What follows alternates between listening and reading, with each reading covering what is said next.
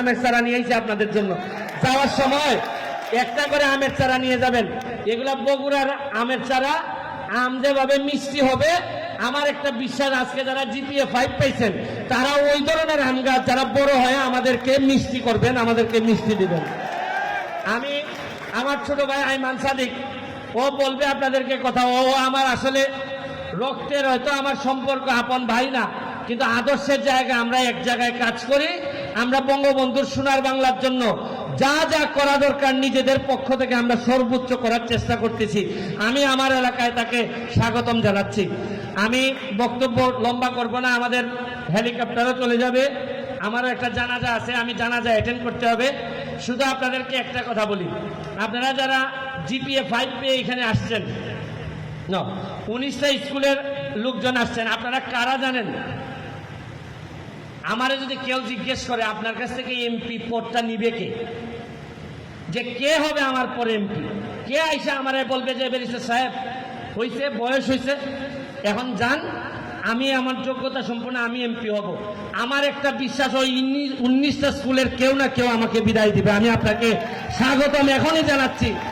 আমার একটা বিশ্বাস, আমার ছেলে মেয়ে আমার কাছ থেকে এমপি পদ নিলে যতটুকু খুশি হব তার চেয়ে বেশি খুশি হব রক্তের উত্তরাধিকার না, সক্ষমতার উত্তরাধিকার থেকে যদি আপনারা কেউ এমপি হন আমি সবচেয়ে বেশি খুশি হব।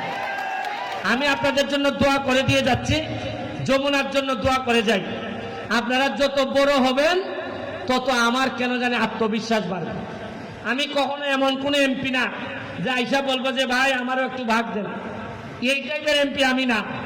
আপনাদের জন্য যা যা লাগে এক এমপি হিসাবে বেতন ছাড়া মনে করবেন যমুনার কর্মচারী হিসাবে যমুনাকে আমি প্রোটেক্ট করবো, এটা আপনারা নিশ্চিত থাকেন। এবং কেন করব? আমার স্বার্থ কি?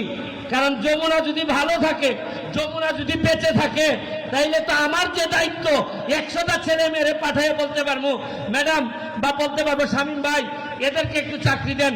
চাকরি তো আপনি দিচ্ছেনই, আমি তো আপনাদের কাছে ঋণগ্রস্ত এমপি হিসাবে যে দায়িত্ব আমার নেওয়ার কথা, আপনারা আমার লোককে চাকরি দিয়ে আমাকে আপনারা দায় মুক্ত করছেন। এই জন্য সবসময় এমপি হিসাবে আমি আপনাদের কাছে কৃতজ্ঞ থাকবো।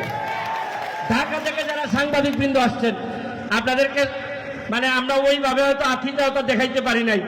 আপনারা আমার সাথে ঢাকা দেখা করবেন, আপনাদেরকে আলাদাভাবে আমি মিষ্টি টিষ্টি যা যা খাওয়ানোর খাওয়াই দিব।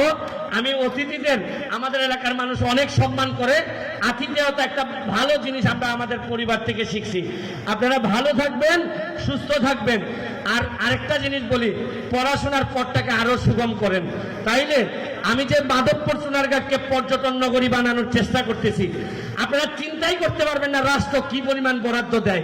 এই বরাদ্দরে কাজে লাগানোর শপথ যেহেতু আমি নিছি, আপনারা শুধু পড়াশোনা করেন, বাকি ইতিহাস তৈরি করার দায়িত্ব আমি নিব। ভালো থাকবেন, সুস্থ থাকবেন। জয় বাংলা।